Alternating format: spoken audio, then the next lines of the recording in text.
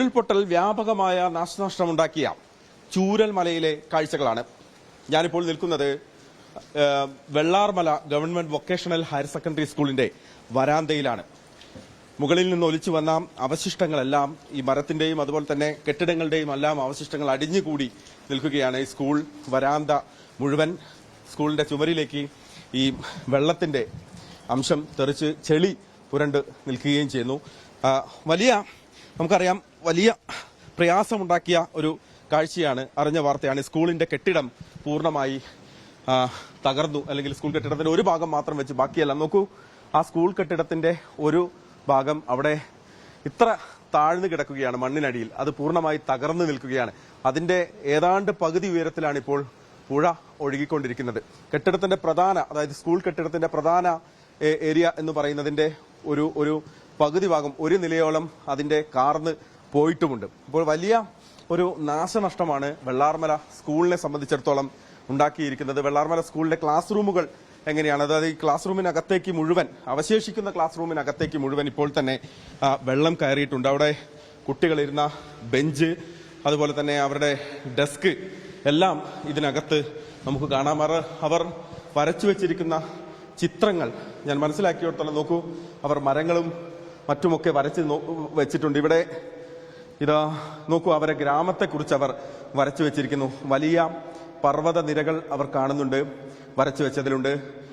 മരങ്ങൾ അവിടെ വരച്ചു വെച്ചിരിക്കുന്നു. പുഴ ഒഴുകുന്നത്, സുന്ദരമായ നാട് എന്നാണ് ആ കുട്ടികൾ ഈ സ്കൂളിന്റെ ചുമരിൽ വരച്ചു വെച്ചിരിക്കുന്നത്. അവരുടെ ഗ്രാമം ഇങ്ങനെയായിരുന്നു.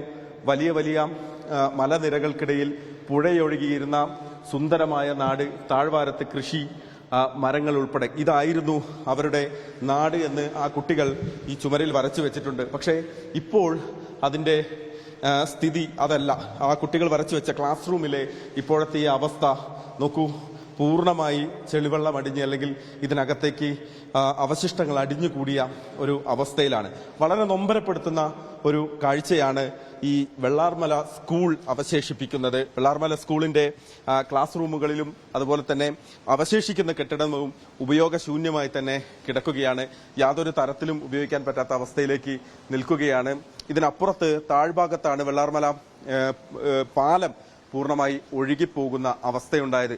വെള്ളത്തിന്റെ കുത്തൊഴുക്ക് ഇപ്പോഴും തുടരുകയാണ്. സംഹാര താണ്ഡവമാടുന്ന മാടി ഉരുൾപൊട്ടി പൂർണ്ണമായി നശിപ്പിച്ച് കൊണ്ടുപോയ ശേഷം അവശേഷിച്ച ഒരു കാഴ്ചയാണ് ഇപ്പോൾ നമുക്ക് കാണുന്നത്. സ്കൂളിന്റെ മുറ്റം ഏതാണെന്നോ അല്ലെങ്കിൽ സ്കൂളിന്റെ ബാക്കിയുള്ള കെട്ടിടങ്ങൾ ഏതൊക്കെയാണെന്നോ എന്ന് പോലും തിരിച്ചറിയാൻ പറ്റാത്ത രീതിയിലേക്ക് മാറിയിരിക്കുന്നു. എന്തായാലും ഉള്ളു നീറുന്ന ഒരു കാഴ്ചയാണ് ഈ സ്കൂൾ. കാരണം ഈ സ്കൂളിന്റെ ഒരു ദൃശ്യം ഇന്നലെ സോഷ്യൽ മീഡിയയിലൊക്കെ നമ്മൾ കണ്ടതാണ്. ഈ സ്കൂളിന്റെ സുന്ദരമായ ദൃശ്യത്തെക്കുറിച്ച് അവിടുത്തെ കുട്ടികൾ തന്നെ തയ്യാറാക്കിയ ഒരു കാഴ്ചയുണ്ടായിരുന്നു, ഒരു പാട്ടുണ്ടായിരുന്നു. ആ സ്കൂളിനെ കുറിച്ച് അവർ പറയുന്ന കാര്യങ്ങളുണ്ടായിരുന്നു.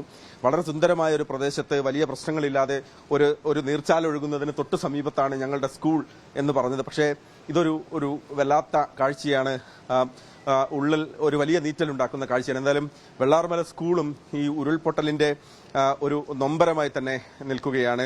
അതിന്റെ ഒരു കാഴ്ചയായി തന്നെ നമുക്ക് മുന്നിൽ അവശേഷിക്കുകയാണ്. ലേഷ് കാജികാവിനൊപ്പം മഹേഷ് പോലൂർ.